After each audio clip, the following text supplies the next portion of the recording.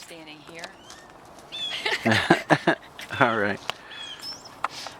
What do they call that? The continuity script or something Well, like that? Okay. this is anything but go ahead. Okay, are we recording? Yes, we are. Okay, so these documents, as I was indicating, were pulled off of the the Dallas Building Inspections Contractors website.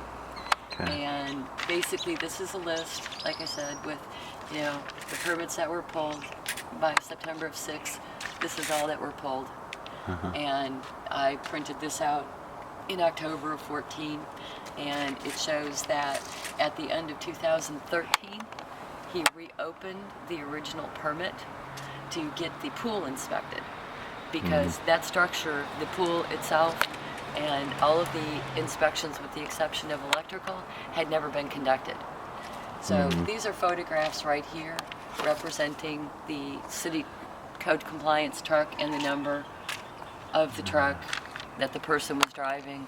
And this is January 10th of 2014 when they sent someone out to finish off and approve, finalize the pool. How could they do that when everything was encased in concrete? How can they inspect plumbing? How can they inspect the wiring when, again, everything was encased in concrete? So, moving along, this building inspection addendum was filed sometime in 2012. It lists some changes that are going to be done, but it's hard to tell what he's really changing. I know this is 2012 simply based on the lower date in the official use only area, so I'm assuming that. These are the original permit numbers, blah, blah, blah. Now what's important to note here is over here, as I indicated, the fence permit was pulled on May 1st. Everything here in front of you was constructed in February, April, May of 2012. And that includes everything going up to, the front of the property where we're not even at. So during that period of time, I discovered in my investigations, I pulled Mr. Loper's business documents from the Secretary of State. And that's what these are. This is my online search that I conducted in September of 2012. I looked for his business company. I looked under his name, and I came up with Lopec Companies. As you can see on this document, it indicates a address of 6554 Fisher Road, which is the address of that structure. That's his house. This is, again, for pretty much from the time he arrived until March, April of, I think it was March of 2014, he conducted his construction business out of this property. And I have photographs that show, just all kinds of activity that's not allowed in a residential area, so that's against zoning.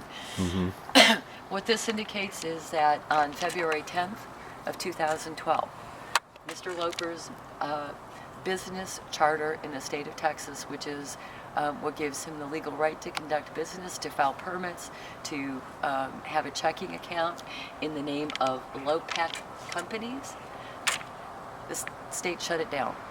He had no charter. He was not legally allowed to conduct business within the state utilizing this name.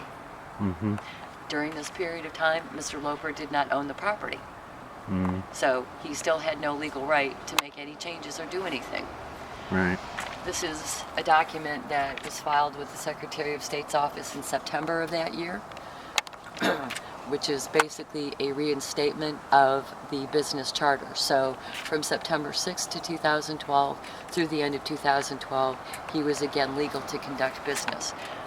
Again, I remind you, everything that we're discussing was constructed in February, March, April, May of 2012, when he had no legal right to be doing any construction. Right. So that's what this indicates, and then we move up to this panel, and These are just a couple of the drawings that came with the package of permitting that I obtained from the city. And so this just shows some of what was submitted to the city. I've got a full set of these in a binder. Mm-hmm. This piece here is what's known as the overall site plan. The most important stamp on this document is right here. And basically what it says is, these plans have been reviewed by the Building Inspection Division and are approved for the start of construction. Any deviation from plans shall be approved by building official. This is dated January 25th of 2011.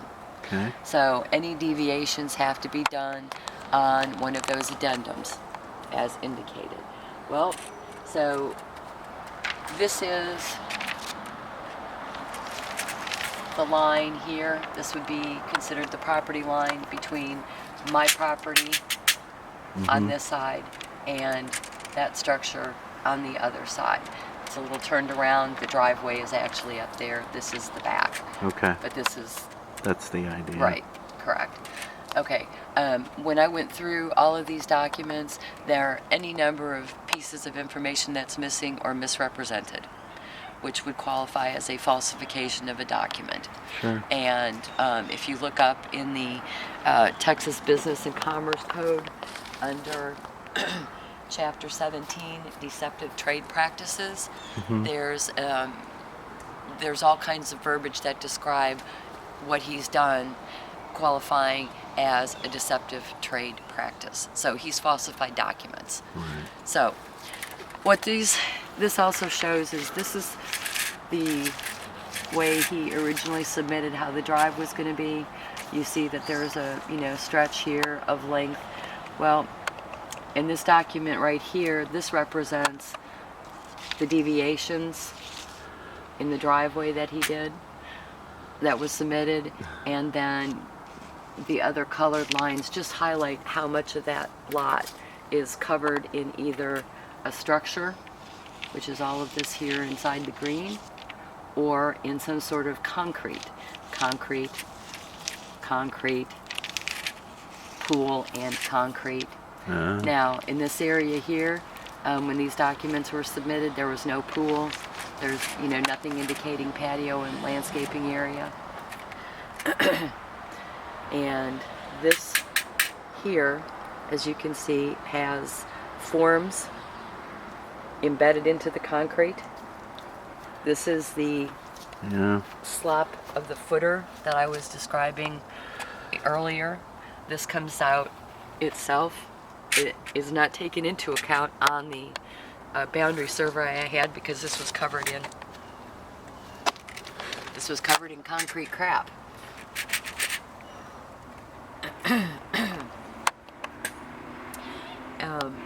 This piece here extends out into my property more than 2 feet.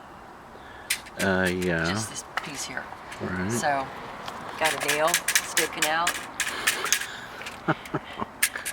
Clearly, this is just embedded in concrete.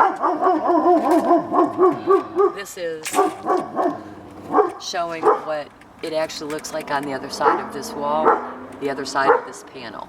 This is the pool. So this is what they look like. This is what he gets to enjoy. Right. Right here. And this panel comes up down there, and this is the water panel. So this has got nice tiling on it, and this shows how high up on this side, the other side of the wall, that this sits. If you were on the other side of the wall, this is the area right here you would be in. So you can see that this is cut down into the ground just a little bit, and then all of this spreads the load by this retaining wall. So this piece here is here on my side. That's the other side of the wall. Okay. This is my side. And then again, there's the pool, and it's finished, tiled. These two were taken right around the same time. Okay. But this is the finished look. But this is all tied in. This wall spreads out the load of keeping that up. And then this is Kevin Loper. This is the grandson.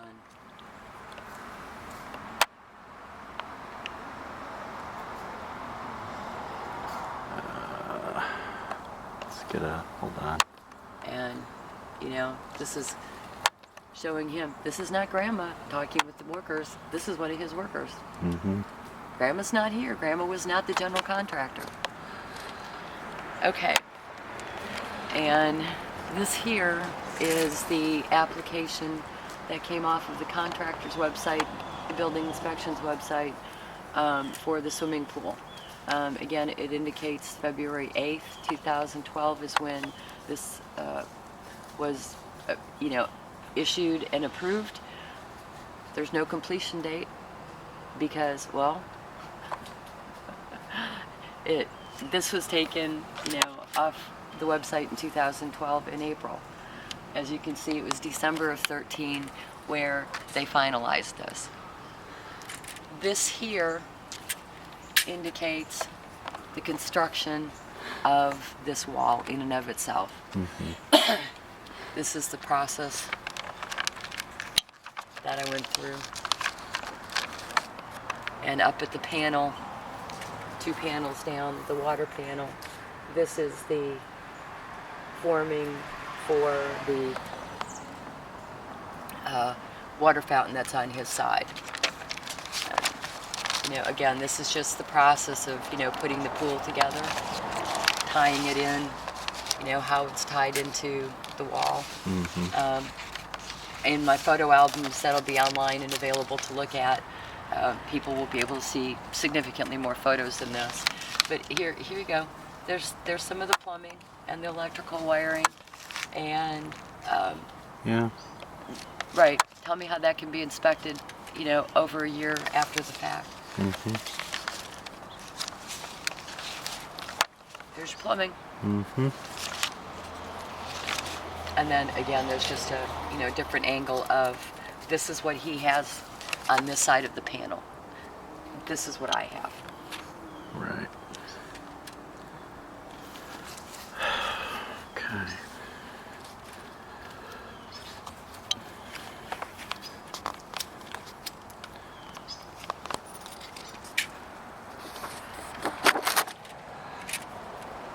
And then just to give you an idea, again, this is on that side of the panel. This piece here, this walk area, is directly on the other side of this column. And so, while it does have drains, it's just inadequate. This all drains out the front. And then it flows down the front, around the curve, and it comes through here. Mm-hmm. This trench was started in 2013, 2012 in a way, because I kept having to push stuff over, trying to create a trench to move the flow off. Videos will show what I'm talking about. So anyways, this is, basically you can see how high on the other side. This is a structural retaining wall. Mm-hmm. If you're on the other side, you're walking about here. Mm. There's a 4-foot drop from the center of the street to the center of the alley. So the previous grade has been changed, and all of this water is now diverted from that property to flow off mine. I've now become the drainage ditch. Yeah. My property is the drainage ditch. And what has essentially happened is it's just washed away all your topsoil here. And this is what it looks like. My topsoil went back in 2011, at the end of 2011, 2012. My entire yard died in 2011. I got to witness, years of little bits of money here and there that I had. A lot of hard work of gardening. Yeah. And, I mean, and I had basically got my yard set so that all I ever had to do was mow it. Yeah. You know, any kind of plants and decorations I could do on the little patio. And, you know, but that has totally changed. I've spent thousands and thousands and thousands of dollars futilely trying to, you know, stop the decimation of my property, and And this is what you get. yeah. So anyway, these pictures here and this wall represents the permit. Again, I don't have an original handwritten permit addendum that was submitted to the city because it wasn't in the documents in when I copied these. It should have been, but it was not because I got these at the end of May. So this is off of the building inspections website. It indicates an application date of May 1st, an issue date of May 1st. The applicant is listed as Kevin Loper, and the contractor is listed as Lopek Companies. Kevin Loper was only the applicant as far as Lopek Companies goes. He's not the owner of the property in 2012. He had no legal right. He's not filing any of this, as you can see, as the power of attorney. So, Yeah. during this period of time, he didn't have a business charter. So he's falsely filed a permit. He had no right to list Lopek Companies on a permitting application because he didn't have a right to conduct business. This here indicates that in July of 2006, still hadn't, you know, nothing had been inspected, and he's indicated that he's building a 6.5-inch wood fence, which is what's on the adjacent property line. And on this side, he's indicating he's built an 8-foot brick stone fence. Now, there is nothing brick or stone about this in and of itself. There's brick on the other side, but it's a brick facade. This is a Wyeth wall. It has layers. It's beyond 8 feet. Yeah. This panel here, when we get to it, is run with electrical current and water plumbing. Okay. All right. And let's, How do you put this on hold? You just hit it again?